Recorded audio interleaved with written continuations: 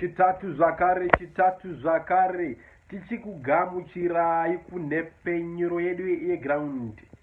Kuchirongwa chatinounza chitatu chega nenguva dza9 p.m. manheru, chirongwa chinonzi kuverengwa kwemabhuku. Nhasi uri 25 December, musi wekisimusi, tichiti maitamba seiko kumativi mana uko. Yave nguva yekugara pasi timboonawo kuverengwa kwemabhuku.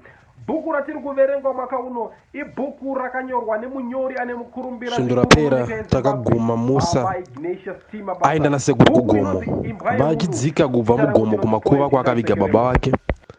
Ndopa akasangana namadzibaba vakamuudza zvinhu zvakatyamadza zvikuru. Zvisinoita kupfuurira mberi. Chitsauko chekutanga chezvondo rino chinonzi kudenga. Ndakarota ndakafa ndakadhakwa.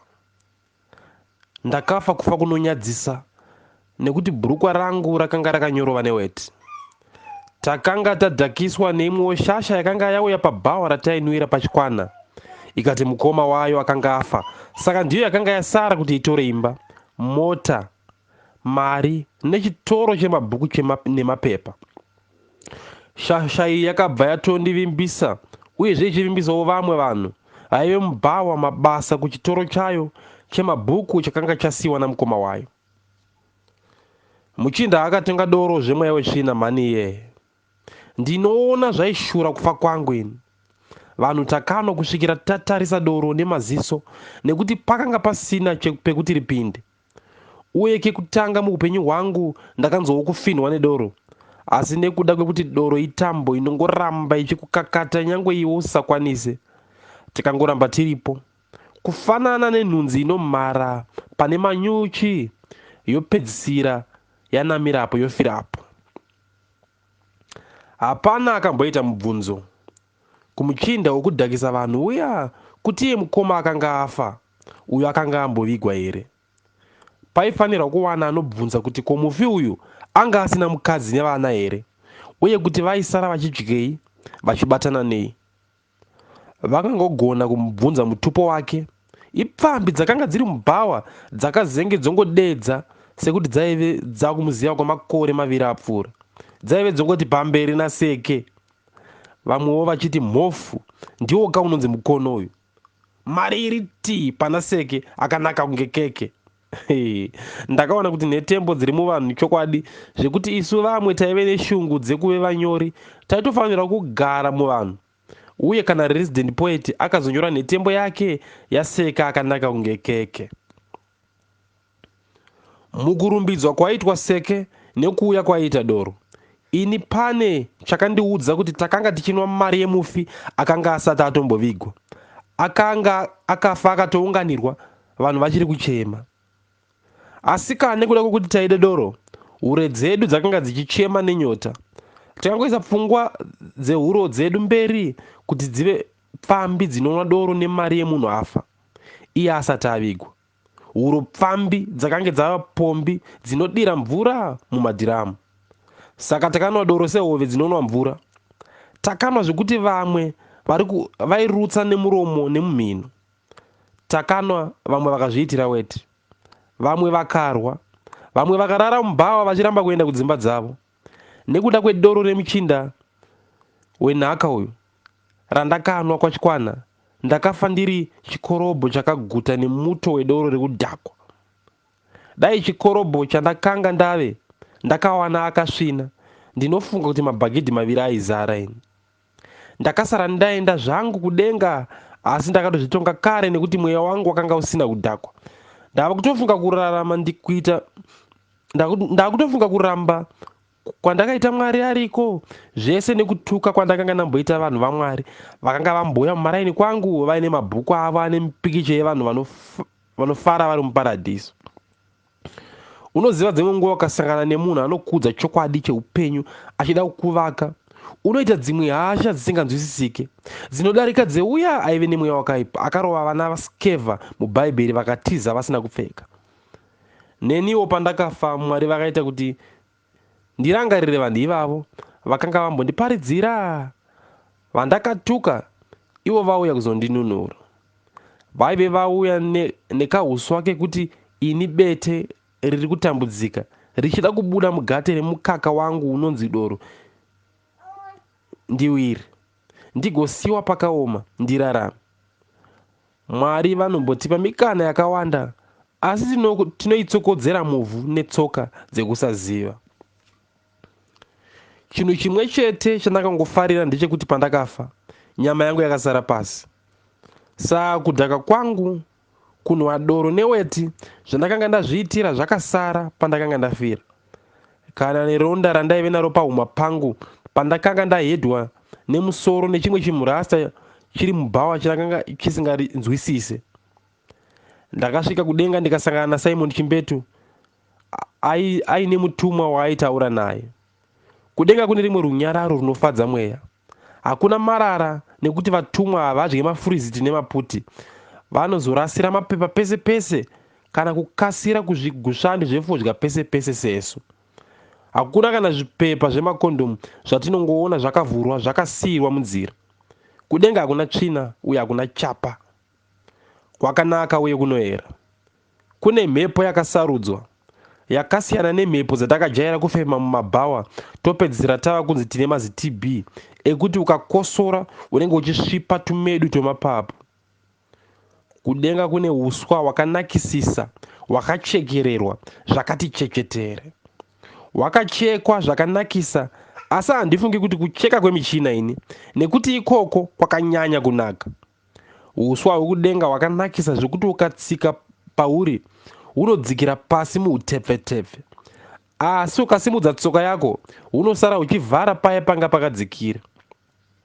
Uye mutumbi mutsva womweya waunenge wava nawo kudenga hauremi kana kurwadza semitumbi yedu yepanyika yatinodhakisa, yatinopa sadza nezvimwe zvakawanda. Saka muchinzwa kuti vatumwa vanobhururuka. Vanobhururuka nekuti vanenge vava mweya, vari mumweya, vachidya zvemweya nekuita zvemweya zvinofadza mweya, zvinofadza Mwari nekuti Mwari mweyaka. Ndakafara kuona Simon Chimbetu, asi handina kukwanisa kuenda kwaari nekuti ndakanga ndine zvinaifanirwa kuita kwandiri kuti ndizive kuti ndiri kuenda kurutivi rupi, denga here kana kuti rimwe rutivi. Sekunzwa kwandakaita, ndaifanira kupfuura nekugedhe kune munhu aine bhuku remazita kuti atarise zita rangu kana ririmo, ndopinda kudenga kana kuti ndoenda munzvimbo iri kunze kwedenga ndichimirira kutongwa. Nyangwe zvangu ndakanga ndisati ndaziva kwandaifanira kuenda, utsi nekuzhamba kwevanhu gena ndakaunzwa kukandizadza mhezi dzekutya mumweya wangu. Ndega ndakangoziva kuti vanhu kana kuti rega nditi mweya yevakanga vachizhamba nekubowa semombe vakanga vari kunzvimbo iye inotyisa inonzi gena. Kana wava kudenga unenge wava nekumwe kuziva zvinhu kunoshamisa zvizhinji, haudi kuti utsanangurirwe. Ndakasara ndoona nekunzwa zvese zvandaiona, asi ndakanga ndaruza ndava derere. Kudenga chakwakaomera ndechekuti hakuna munhu anokupesvedzera, kukunzwisisa kana kukupa manyemwe zvisingaiti kuti unzi uri kufarisa nekuda kuonererwa. Unenge wava iwe setsoka yabuda mubhutsu ikazobuda musokisi. Ndaive nechokwadi chekuti ini kwangu kwandakanga ndiri munzira kuenda kwaive kugena, asi ndakanga ndangopfudzwa nekudenga kuti ndione zvakanaka zvandakanga ndaramba ndichiri mupenyu. Ndakafunga chimbo chamudhara manyeruka achiimba aine gitare rake neunifomu yake yeSalvation Army yakachena yakatyiswa namai manyeruke achiimba akavhara maziso achiti, makadiniko kundiudzawo. Vamwe vabva vadavira vachiti, takakuudza ukaramba. Mutumwa akanga achifamba naChimbetu akanga achiti, Simon, tarisa zviri kuitika pasi. Simon akati, ndakatarisa mukoma. Simon haachinje kutaura kwake kwaakaita achiri panyika. Kutaura kwakanyorovera kuye ndiko kumwe kwaaingoita nazvino, zvikanzi nemutumwa uri kuonei. Simon akati, ndiri kuona vanhu vari kutamba nekufara vachinwa doro, zvikanzi nemutumwa, ndizvozvo chaizvo sepamazuva anowa, vari kudya nekunwa, vari kutenga nekutengesa. Vamwe ndivo vari kutengesa miviri yavo, asi unoziva kuti vari kufadzwa nei here Simon? Zvikanzi naSimon, handizivi mukoma, vari kufadzwa neiko? Ipapo mutumwa akaida sadzura nzeve dzaSimon pamwe chete nedzanguo. Tese takanzwa pachirira dzandipedza mafuta, zvekuti ndakamboda kutamba zvikaramba, sekubikira sadza muchipunu. Ndakazoona kuti kudenga kune kamwe kakuparadzaniswa kwezvinhu zvepanyika nezveko, zvekuti nyangwe ukaona nekunzwa zvaikufadza panyika unenge usina mweya nazvo. Kudenga kunorumbidzwa Mwari nemazwi mazhinji anoita kuti shasha dzekuimba panyika dziite semadofo. Kudenga kune nziyo dzeko dzisiri vana, dai ndakadzidza, dai ndiri memba. Kune dzemafaro eko anonhuwirira kunge maruva, mafaro ane furu, anotutuma nekupfachukira. Ndakaona nekuti ndakaratidzwa mambo uya ainzi Dhavhidha ariko achiri kungoimbira Mwari nekumurumbidza zvidiridzwa nemidumbwa. Kufara kwaDhavhidhi nevamwe vatumwa vairumbidza Mwari kwakanditaridza kuti mafaro nevari panyika mafufu emafaro evari kudenga. Mutumwa akati, Simon, vanhu vachiri kufadzwa nezvawaimba nekuridza. Simon akatsikitsira pasi akati, asi nguva yareba mukoma, ndabva panyika kaini.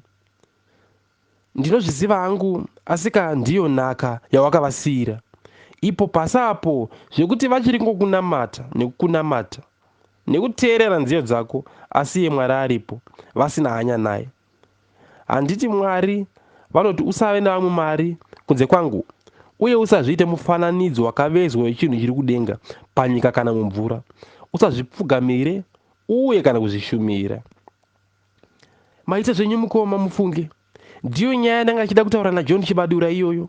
Mukoma kuti dai tangowana nguva mukufadza kwedu vanhu yekuudza vanhu ivavo kuti vanamate Mwari. Mutumwa akati kuna Simoni, asika nguva yawakawana pawakarota wafa paya, ukazoimba chimbo chiya chekuti rokwe rangu remavara chengetai. Mwari vakanga vanotaura newe paya, asi vanhu vanongonakidzwa nekutevedzera mashoko, asi vasingade kudzamisa pfungwa dzavo kuti varongedze muhana dzavo. Ichokwadi ichocho mukoma. Kana mashoko acho ndichiri kuaziva kuti aiti rokwe rangu remavara chengetai, nekuti ndiri mushishi kukumbira kuvatongi kuti vandipe gwara ndidzokere kwandakabva, nekuti ndakasiya vana vangu vose, ini ndasuwa vana vangu gotwe. Unozivei Simon? Mutumwa akabvunza. Taurei zvenyu mukoma, ndakateerera. Vanhu vazhinji vanokanganwa kuti Mwari mukuru kupfuura munhu. Munorwireiko naye nhai Simon? Sei muchifunga kuti ndiye bharanzi imi ndimi makangwara? Simon akapindurwa nezwi rakapfavisisa sedonje uye rizere nekunzwisisa. Iyo ndiyo yemeni mukoma. Asi tine nhamo panyika mukoma, yekuti zvakanaka zvinoda Mwari tinozviziva, asi tinoteerera nyama dzedu, tinoita zvinoda nyika nevanhu vari munyika. Simba nembiri zvinopiwa kuna Mwari, nesuwo tinozvida. Mutumwa akati kuna Simoni, asi iye munhu uyu ndiri kuona kuti wamuziva Simoni. Simon akati, ndinomuziva mukoma, nekuti aiuya zvakanyanya kwandairidza achinditevera. Ndivo vaititsigira vakuru ava, zvekuti pamwe taitozokwazisana nemazita tiri pastage, kana kutoti vapinde mahara patairidza. Mutumwa akati, zvino afaka. Asi nyange anga achiziva kuti akasikwa naMwari, anga achina matodoro, madzimai nemabhendi. Asiko zvinotanzi aite semunhu anga achirota hope, adzokere pasi awane mukana wokurarama. Simon akati kwandiri, shamwari, waita rombo rakanaka nekuti wapiwa gwara rekuti udzokere panyika. Kwete nekuti panyika pakanaka kupinda kuno, asi nekuti wawana mukana wekunogadzirisa upenyu hwako neho vamwe vanhu pasi. Isi tichiriko kuno shamwari, hatisati tatongwa nekuti Kristu asati adzika pasi kuti nyika igume, asi tiri kungokungura nekuti tiri kungomirira, uye kumirira kwacho kunorwadza. Uye unongofunga nguva yose yawave nayo panyika. Handikanganwi mashoko andakaudzwa naSimoni ndisati ndazopepuka. Zvakanzi nachimbetu, musavhaya, zvese hazvina maturo. kuve nemari kana kusave nemari, makwidza kana materu, kutsvuka kana kusviba. Nekuti kutsvuka kana kusviba zviri paganda hazvina maturo, kunaka pachiso kana kushata, nekuti munhu neunhu hazvizi pachiso.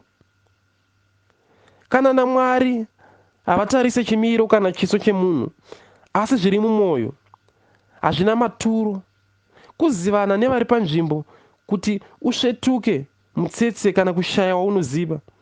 Kana ukasvetuka mutsetse, uchasiya mari kana unhu hwako kune vakusvetutsa. Hazvina maturo, nekuti tese varombo nemapfumbi tinofaka, uye kudenga hakusvetutswe mitsetse. Hazvina maturo kuvigwa masikati kunge mambo, kana musaga kunge kiti. Hazvina maturo zvese, nekuti tese tiri manyowa enyika, uye kana wafa hauzvioni kana kuziva kuti wavigwa pai kana sei.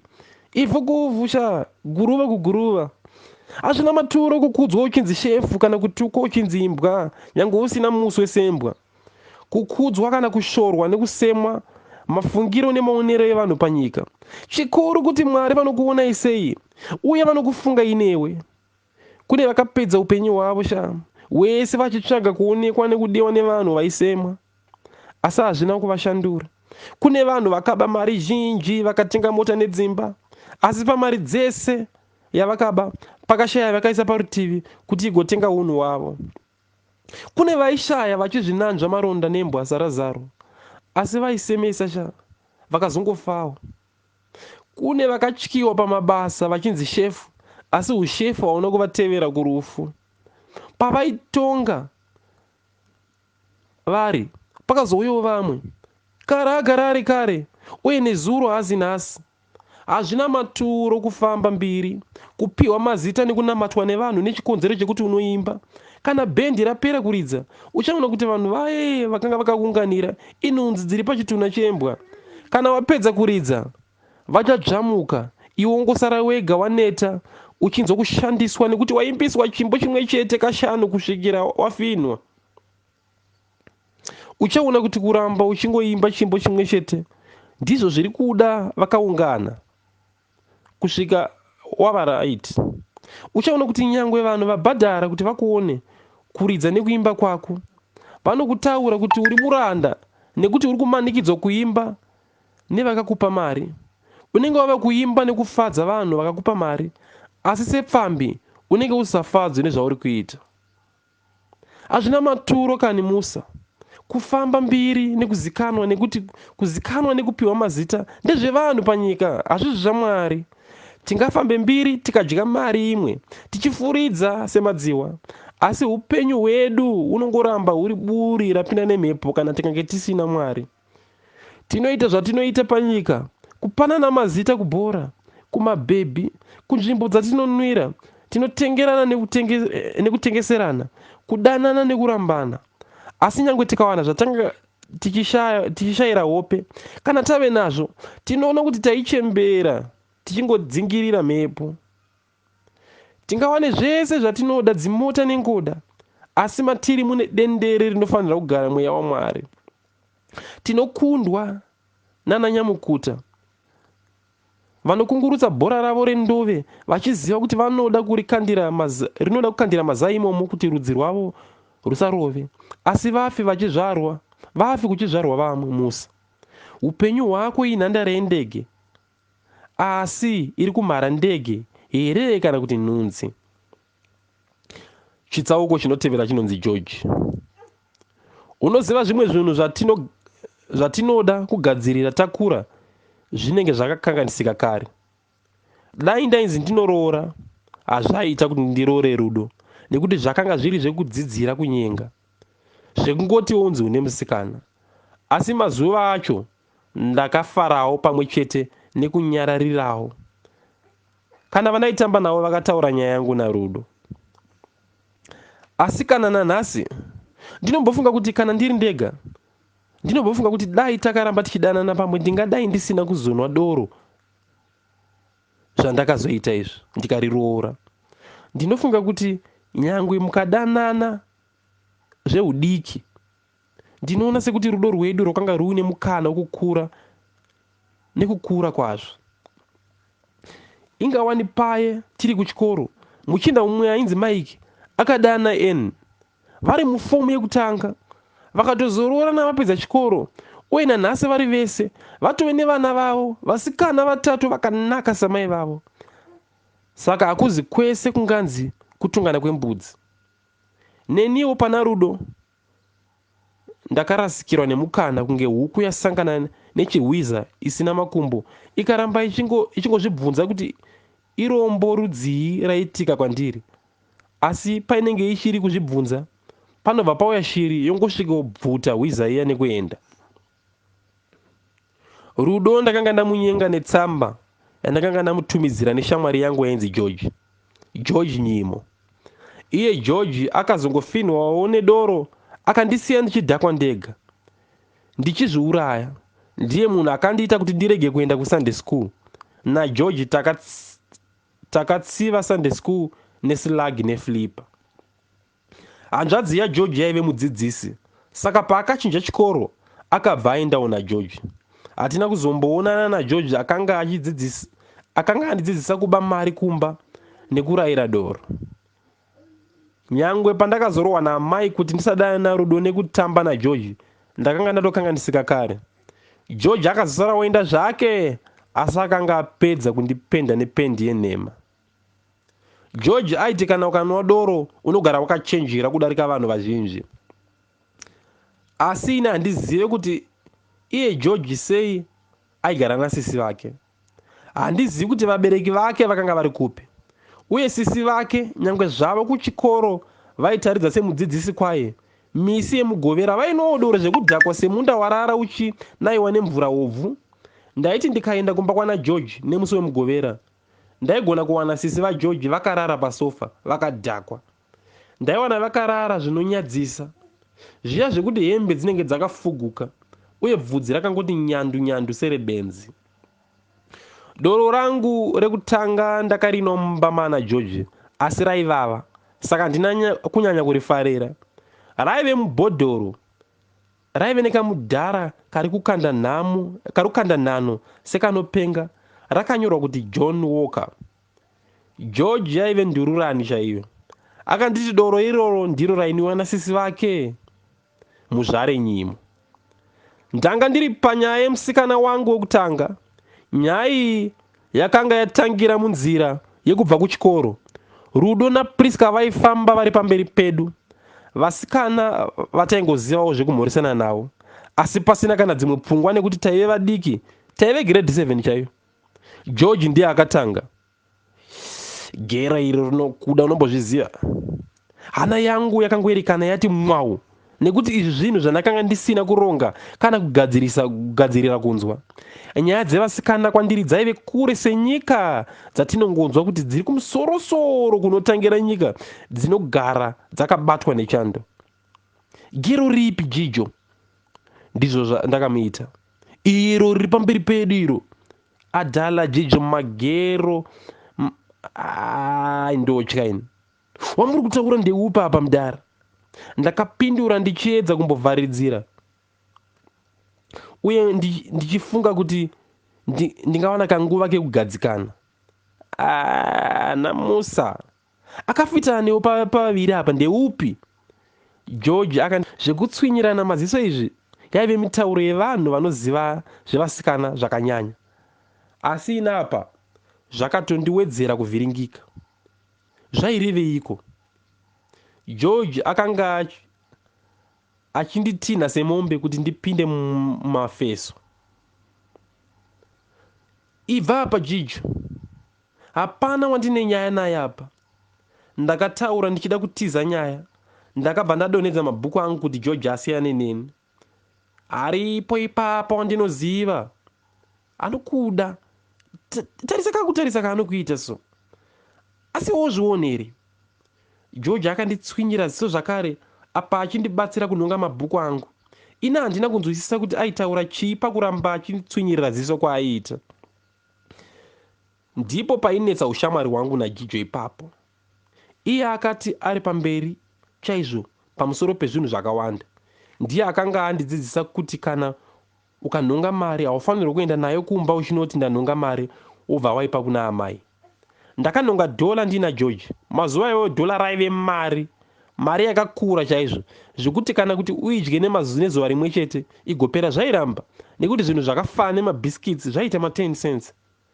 Taita svondo tichidya mari iyo zvekuti takapedzisira tave kutenga masiwitsi ainzi maniga tichiite kutemana nawo. Ini ndakanga ndava kutya kuti kana mugovera wakazosvika ndichine mari yangu ndaigona kuzorohwa kumba.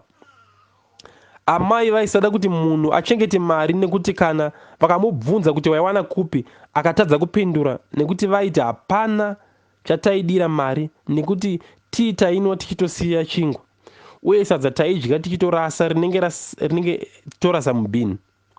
Amai vaive vakaoma panyaya idzodzo nekuti vaiti kana vakakutuma kunotenga chinhu kumagirosa, kana padzoka chenji waifanirwa kusvika uchivapa pamwe chete nezvavanenge vakutuma. Kana ukaita sewakanganwa ukada kuzovapa paya nyaya iyo yaigona kukupinza panguva yakaoma. George ndiye zvakare akanga andidzidzisa kuputa fodya, asi ina handina kuwirirana nayo pazuva iyoyo. Ndinofunga kuti mapapu akanga achiri matete. Dai ndaive mubereki, George handaimubvisa kutamba nemwana wangu ini, asi apa ndiye akanga ari shamwari yangu.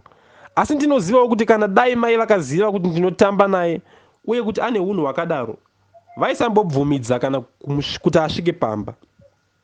Saka ndakabva ndamubvunzawo ndikati, George, musikana kana achikuda anokutarisa sei? George akandiseka zvekuti ndakasvotwa kuti ndakanga ndambozvibvunzirei mubvunzo iwowo. Musa, uchiri mumbishi naye. Mumbishi nei wadaro naye George? Nekuti hazvisi zvinhu zvakaoma kuona mumaziso emunhu kuti ari kukuda here kana kuti kwete. George akataura achipukuta tumisodzi twakanga twakajenga mumaziso nekuda kukundiseka. Akabva akwiridzira tudziwa akati, saka iwo hausi kuda kundiudza kuti ndinozviona sei here nai George? Ndakabvunzawo zvemunhu ari kuzama kunzwisisa zvinhu zvitsva. Handingakuratidzeka ini nekuti handikude, asi ukaenda kumusikana wandiri kuudza ari pamberi pedu uchazviona. Asi kava ituka nai George akomana. Saka ini wangu chaiyo ndeupi? Kutaura chokwadi ndakanga ndichitya zvakaoma. Ndakanga ndava kutonza mudumbu mangu kuita kurwadza nekutya. Iwe akafitana niwo wamuone here? Priska here? Ndakataura Priska nekuti pamwe aizoita nyore kuti nditaure naye nekuti akanga akapfupika sechidhori. Unopenga here Musa iwe? Mukafitana nekamusikana kakapfupika kunge kanofamba kakapfugama aka. Priska hatomboite uyo. Jijo, unochinya shamwari. Ungabva mudaro here? Saka uri kureva rudo naye? Rudo aive murefu kwandiri, uye aive nemaziso anomhanya zvemunhu akangwara. Nguva zhinji aigara achitsenga bubblegum uye aitamba bhora revasikana uye ari captain. Ko mumwe achiripo, takabva tabvisa Priska ndianiko? Ndosika uri dofo. Ungabva watadzawo zviri pachena izvi. Aiwa kajijo, chirega kundiwanzira ka? Saka wati anondida ndiri rudo here sha? Saka uroda kuti ndikudze kanganiko iwe Musa kuti iye rudo ndiye maive kako? Ndakambozwa muviri wangu kupisa. Zvevasikana izvi amai vakanga vambotaura neni pamusoro pazvo, vakati handidi kumbozvinzwa. Saka apa hana yangu yakanga yave kurova kuti ndave kuita misikanzwa. Ndakati kuna George nezwi riri kubvunda, asika George, ini handisati ndava kuda musikana kaini. Maiwi, George akapwatika nekuseka. Kacheche kamai kari kutya kuti mama vako vanozoti kudini. George akandisvora zvinorwadza. Aiwa ka George, unofunga kuti ndingatye mama here ini? Handiti havapo pano. Saka kuti ndanyenga musikana vanenge vaudzwa nani? Handisi kutya ini. Ndakanyenga zvekuti ndinofunga kuti George akazvinzwawo. Asi semunhu akanga ari kundisaidzira munyaya, haana kuda kundizorodzawo. Kana usingavatyi, chinyenga bebhiro. Saka ndomunyenga ndichimuti chii? Musa mani, rega kuita zvinhu zvechibharanzi maniwe. enda kwaari unomhorosa womutarira mumaziso ake uchimuona kuti anenge achiti chii. George shamwari ndiri kukwata ini musa inga wani uri kubva wamuti ahutye wani manje so wanga uchiti chii izvezvo shamwari kungoti handingabva ndangomuudza nhasi kuti ndinomuda ndanga ndisingazivi kuti anondida saka zvandave kuzviziva ndichamuudza kuti ndinomuda mangwana kana tava kubva kuchikoro. Asi musa uri kutambisa nguva nechanzi iwe unozviziva. Ndakaramba ndakanyarara mumusoro mangu pfungwa dzakanga dzava kupingana ndare nekuda kwokuvhunduka nekusaziva kuti ndoita zvipi. Pfungwa dzangu dzakandiendesa kuna mai vangu ndichibva ndatowedzera kutya. Ndichiri mupfungwa dzangu ndakazongonzwa George ava kuti ps Rudo mirapo musada kutaura newe. Ndakaita semunhu adzurwa mwoyo uye ari mupenyu.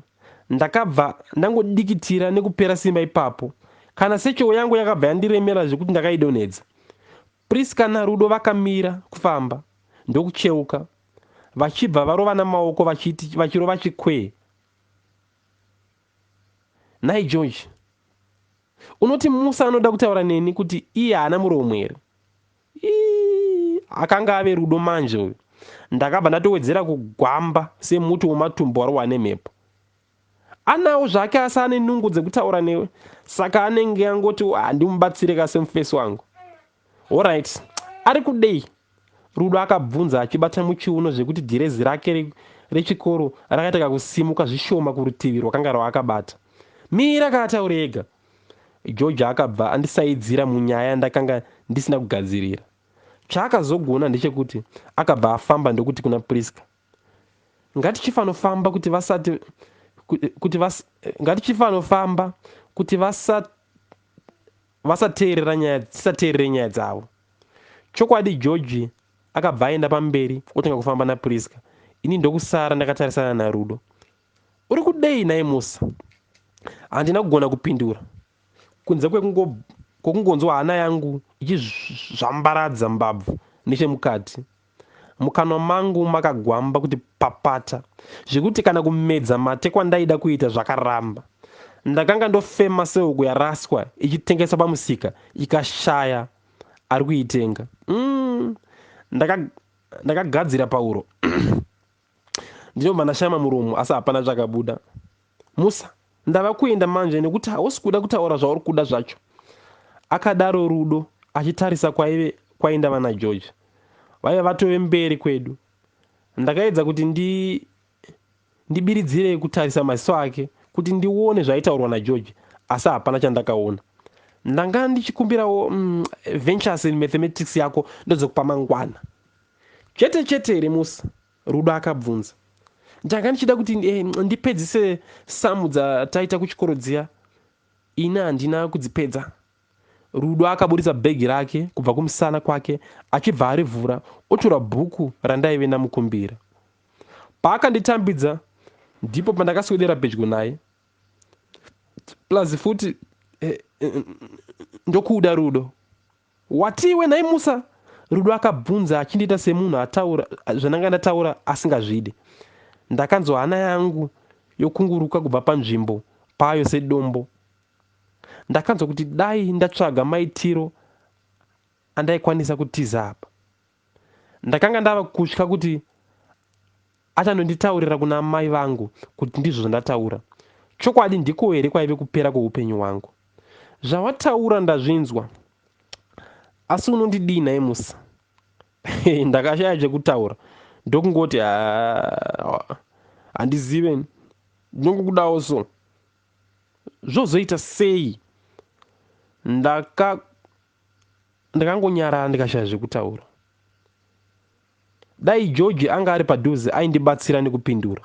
Asi George wacho akabva aita saanzwa kuomerwa kwangu. Saka akabva adaidzira kuti tifambise tivabate. Saka hatina chatakazopedzisa. Tesi takabva tafamba tichienda kwaive naGeorge naPriska.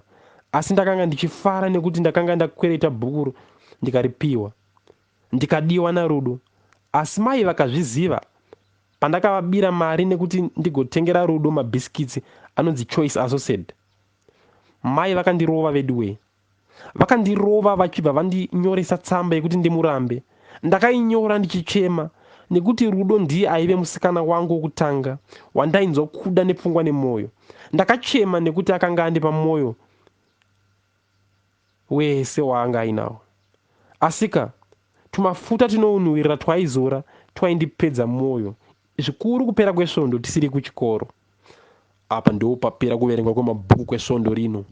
Mova nezororo rakanaka rekisimusi tosangana svondo rinouya. Zita rangu ndinonzi Poet Itai Sekeremo. Thank you.